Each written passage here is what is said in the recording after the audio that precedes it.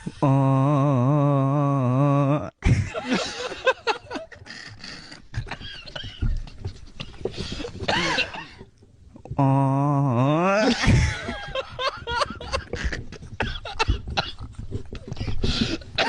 राणा मेरे पे आई उन्होंने की हलचल में जावा एक बार फिर से सबका स्वागत है अपने चैनल सेफ्रॉन पैट्रियोट में। और मैं आपका भाई दुर्गेश लेकर आ चुका हूँ एक और नई वीडियो।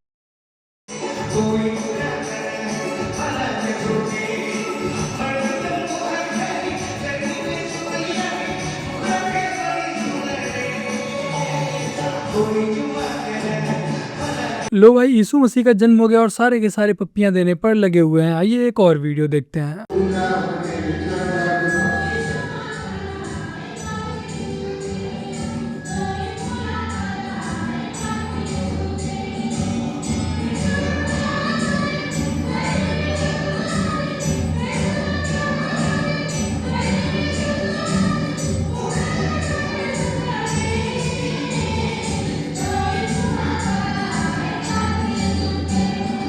अब सवाल यह है कि जब यही सब करना था तो हिंदू धर्म छोड़ने की कौन सी आवश्यकता आन पड़ी। ओह माय गॉड, 376 सुन के सेंटर बेहोश हो गए। जिस राह पे तुम चल रहे हो बेटा, एक दिन बुरी तरह फंसोगे। आप कहाँ थे ज्ञानी बाबा? मेरा मुंह से निकल गई। लो भाई, आम आदमी पार्टी के नेता ने संता को लपेट दिया, जिसके चलते संता की भावनाएं आहत हो गई और संता ने एफआईआर करवा दी। चोरी करते हुए वीडियो कितनी शानदार सजावट।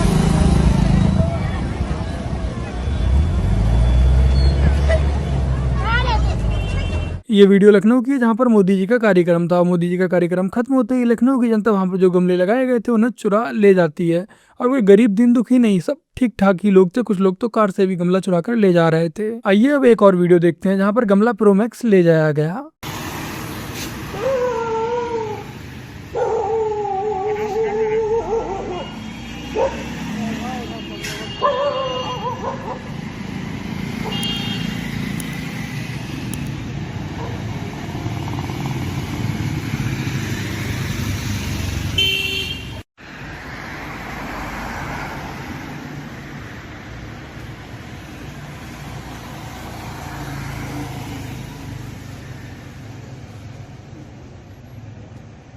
राबड़ी देवी ने अपना सरकारी बंगला खाली किया और अखिलेश यादव से शिक्षा लेते हुए वो सरकारी बंगले से गमले भी ले गईं।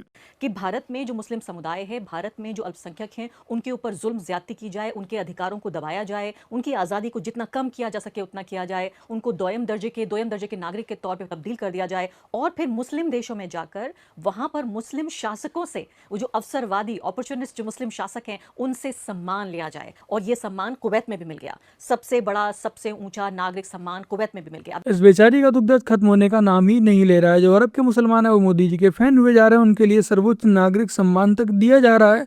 लेकिन यहाँ के जो कन्वर्ट मुसलमान हैं उन्हें ये सब देखकर बहुत ही दर्द हो रहा है। भाई ने धुरंधर के अगेंस्ट एक वीडियो बनाई है, जिस वीडियो से भाई ने अपने सारे फॉलोअर्स को, जितने लोगों को उनकी वीडियो पसंद थी, उन सबको अपने ही अगेंस्ट कर लिया। भाई हमारे को धुरंधर इसलिए पसंद नहीं आई क्योंकि उसमें किसी का सर कट रहा है, या फिर हमारे को धुरंधर इसलिए पसंद आई कोई गर्म पानी में उबल रहा नहीं। हमें धुरंधर इसलिए पसंद आई है क्योंकि भाई जो इंडियंस हैं, जो इंडिया में रहते हैं ध्रुव भाई, उनके इमोशंस कनेक्ट हो रहे हैं। कैसे लोग अपने देश के लिए दूसरे देश में जाके रहते हैं और हमारे देश के लिए कितना कुछ सैक्रिफाइस करते हैं, वो इमोशन जुड़ता है भाई।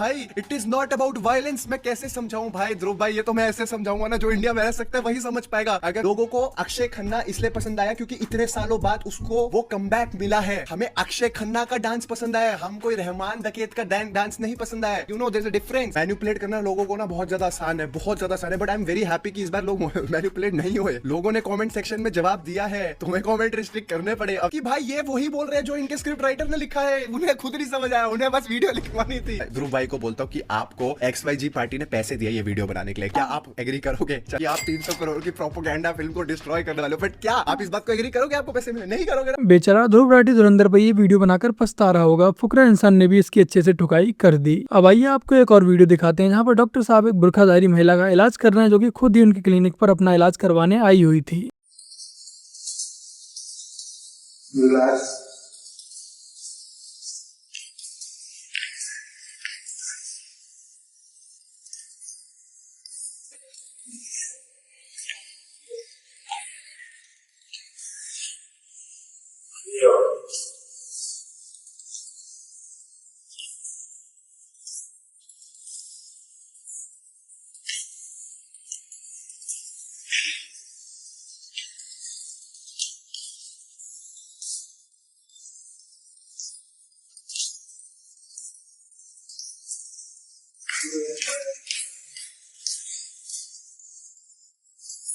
ये वीडियो बिहार के पटना के डॉक्टर रजनीश कांत का है और ये वीडियो अभी हाल फिलहाल की नहीं है, काफी पहले से उन्होंने इस वीडियो को यूट्यूब पर डाल रखा था, बट अब ये वीडियो वायरल हो गई, जिसके बाद जो मुस्लिम संगठन है उसे इस वीडियो से समस्या होने लगी। भला इसमें डॉक्टर साहब की क्या गलती है? एक मुस्लिम महिला इलाज कराने आती है, डॉक्टर साहब ईमानदारी से उसका इलाज कर देते हैं, बट समस्या लोगों को ये है कि बुरके में ऐसी वीडियो क्यों डाली। तो भाई अगर डॉक्टर साहब बुरका उतारने की बात कर देते तो भी हंगामा हो जाता, बुरका नहीं उतारा फिर भी हंगामा हो गया। भारत सेकुलर देश है, हिंदू लोग भी चर्च में आते हैं, तो क्या आप लोग भी मतलब मंदिर जाते हैं? मतलब नहीं नहीं, नो मंदिर नहीं जाते? नो। यीशु तो कहते हैं कि सबसे प्यार करना चाहिए। यीशु क्रिस्ट ने कभी ये नहीं बोला कि मंदिरों में जाओ। कहाँ जा रहे हैं? ये जा रहे हैं चर्च में। क्या नाम है आपका? कृष्णपाल सिंह। है जी? कृष्णपाल सिंह। तो आप क्रिश्चियन है? नहीं नहीं, हम हिंदू हैं। तो मतलब क्यों आप जा रहे हैं? वो ऐसे घूमने जा रहे हैं, दर्शन करने। तो दर्शन तो मंदिर में भी हो जाते नहीं, मंदिर अब सब धर्मों को मानते हैं। हैं, पर क्रिश्चियनिटी के लोग तो कह रहे हैं हम तो मंदिर नहीं जाते। नहीं नहीं, वो नहीं जाते, उनकी सोच है, हमारी अपनी तो सोच। हम क्यों जा रहे हैं? तो जाना है। क्योंकि हम हिंदू हैं। हाँ, हिंदू में तो सभी चलते हैं। ये बहुत अच्छा लगा सर आपसे बात करके।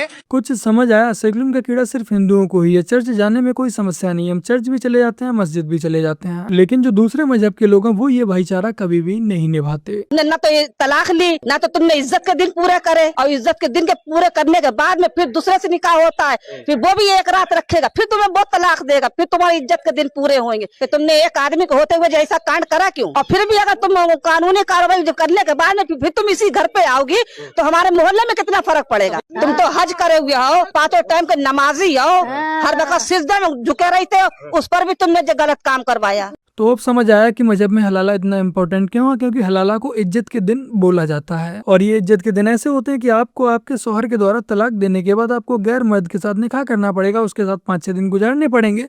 जब वो तलाक दे देगा उसके बाद दोबारा आप अपने पति से निकाह कर सकते हैं। तो इस हलाला को इज्जत के दिन बोला जाता है। अभी बांग्लादेश से भी एक खबर आ रही है, हमारे नबी की शान में गुस्ताखी की थी तो उस युवक को जला दिया, हिंदू था। तो जला के सही किया उसको? जी हमारी तरफ से तो सही गलत एक ही है।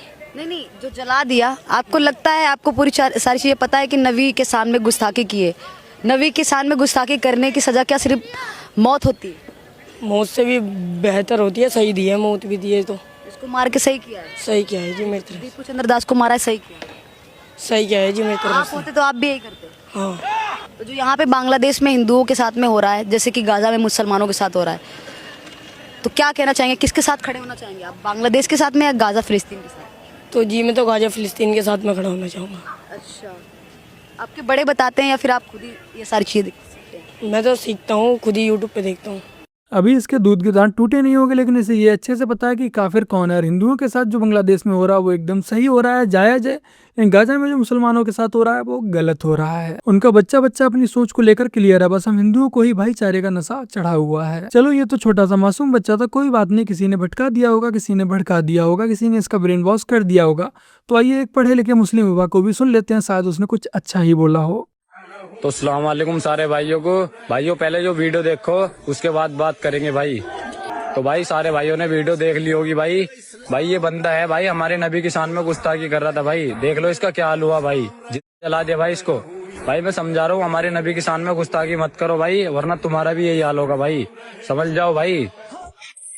ये हैं उत्तर प्रदेश के मोहम्मद रेहान अंसारी, जो कि बांग्लादेश की वीडियो दिखाकर यहाँ के हिंदुओं को धमका रहे हैं कि तुम्हारा भी यही असर होगा, तुम्हारी भी यही हालत की जाएगी। वैसे धमकी इस शब्द को यूज करना गलत होगा, वो धमकी नहीं दे रहा है, वो बस सच बता रहा है। एक डरी हुई कौम हिंदुओं के साथ क्या क्या कर सकती है, बस वेट करो उनका मेजोरिटी में आने का। बांग्लादेश वाला गलत है कि नहीं? चलिए ठीक है, धन्यवाद। गलत नहीं मानते उसको? नहीं गलत सही है, ये वो बांग्लादेश वाले जो ना हमारा हिंदुस्तान साफ। कैसे आपकी दो मुहा सोच है? बांग्लादेश में जो हुआ वो उनका मैटर है, जो गाजा में हुआ वो गलत है।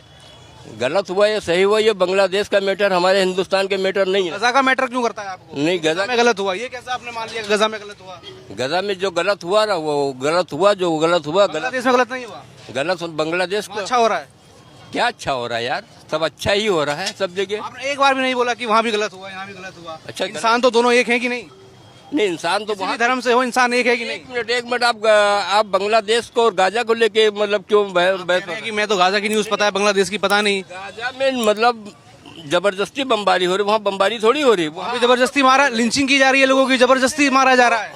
वो थाने से अरे पुलिस मैटर देख रही है, थाने से निकाल के आप नहीं एक मिनट, हमारे हिंदुस्तान में भी थोड़ा बहुत चुटपुट घटनाएं होती हैं, हिंदू भी मुसलमान भी और ईसाई भी और सब आपस में लड़ते हैं। ठीक है, ये हमारे अंदरूनी मामला, वो उनके अपना अंदरूनी मामला, उससे आप गाजा का अंदरूनी मामला नहीं तो उसको आप दिखाइए, वो गाजा का अंदरूनी मामला। हटिए बेटा हटिए, धन्यवाद। बड़ी दो मुहा सोचा साहब आपकी, वैसे थोड़ा ठीक कराइए। आप जो कहें वो सही, हम जो कहें वो गलत। आप जो कहें सही और हम बांग्लादेश वाला गलत है, गाजा वाला सही है, ये बहुत बड़ी बात है। बच्चा भी देख लिया, युवा भी देख लिया और बुजुर्ग भी देख लिया, सबकी सोच एकदम क्लियर है, साफ है अपने एजेंडे को लेकर। और महिलाओं की सुरक्षा होनी चाहिए, तो ज़रूरी है ये पहले तो अपने देश की बात करनी चाहिए, फिर हमें ये देखना चाहिए कि बांग्लादेश वगैरह या किसी और जगह के बारे में बात करनी चाहिए।